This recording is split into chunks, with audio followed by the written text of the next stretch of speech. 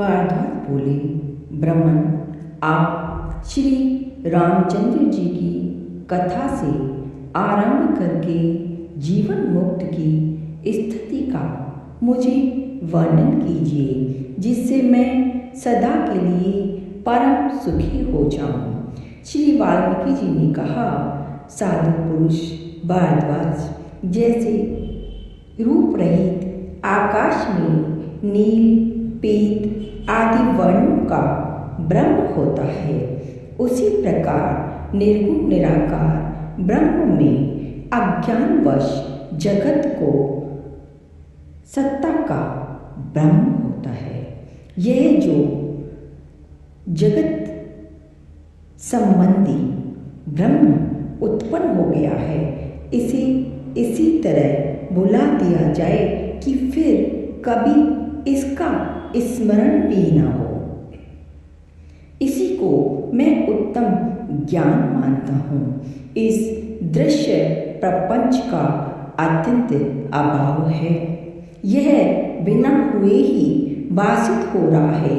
जब तक ऐसा बोध नहीं होता, तब तक कोई कभी भी उस उत्कृष्ट आत्मज्ञान का अनुभव नहीं कर सकता। इसलिए आत्मज्ञान का अन्वेषण, उसकी प्राप्ति के लिए प्रयत्न करना चाहिए। इस योग वशिष्ठ शास्त्र का ज्ञान होने पर इसी जीवन में उस आत्म तत्व का बोध हो जाए, यह सर्वथा संभव ही है। यह होकर ही रहेगा।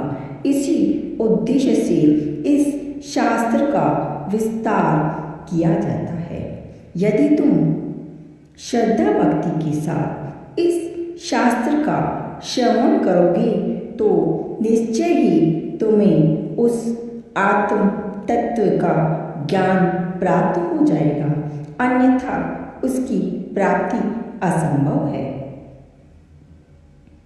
हे निष्पाप भारद्वाज, यह जगत रूपी ब्रह्म यद्यपि प्रत्यक्ष दिखाई देता है, तो भी इस शास्त्र के विचार से अनायास ही ऐसा अनुभव हो जाता है कि यह है ही नहीं। ठीक उसी तरह जैसे आकाश में नील आदि वर्ण प्रत्यक्ष दिखने पर भी विचार करने से बिना परिश्रम के ही यह समझ में आ जाता है कि इसका अस्तित्व नहीं है, यह दृश्य जगत वास्तव में है ही नहीं। ऐसा बोध होने पर जब मन दृश्य प्रपंच का निवारण या अभाव हो जाए, दृश्य प्रपंच का मार्जन हो जाए, निवारण हो जाए, तब परम निर्वाण रूप शांति का स्वतः ही अनुभव होने लगता है।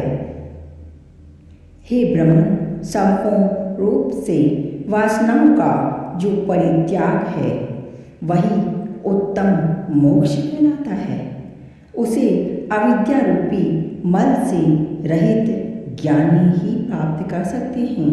हे विप्रवर, जैसे शीत के नष्ट होने पर हिमकण तुरंत गल जाते हैं, उसी प्रकार वासनाओं के क्षीण हो जाने पर चित्त भी शीघ्र ही गल जाता है, उसका अभाव हो जाता है। वासना दो प्रकार की बताई गई है, एक शुद्ध वासना और दूसरी मलिन वासना। मलिन वासना जन्म की हेतुभूत है, उसके द्वारा जीव जन्म मृत्यु के चक्कर में पड़ता है, और शुद्ध वासना जन्म का नाश करने वाली है, अर्थात मोक्ष की साधिका है।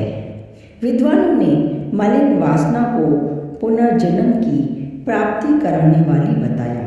अज्ञान ही उसकी घनीभूत आकृति है तथा वह भरे हुए अहंकार से सुशोभित है, जो बुने हुए बीज के समान पुनर्जन्म रूपी अंकुर को उत्पन्न करने की शक्ति को त्याग कर केवल शरीर धारण मात्र के लिए ही स्थित रहती है, वह वासना शुद्ध कही गई है।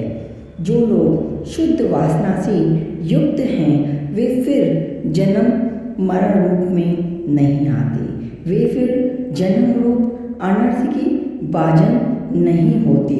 ज्ञान जानने योग्य परमात्मा के तत्व को जानने वाले वे परम बुद्धिमान पुरुष जीवन मुक्त कहलाते हैं।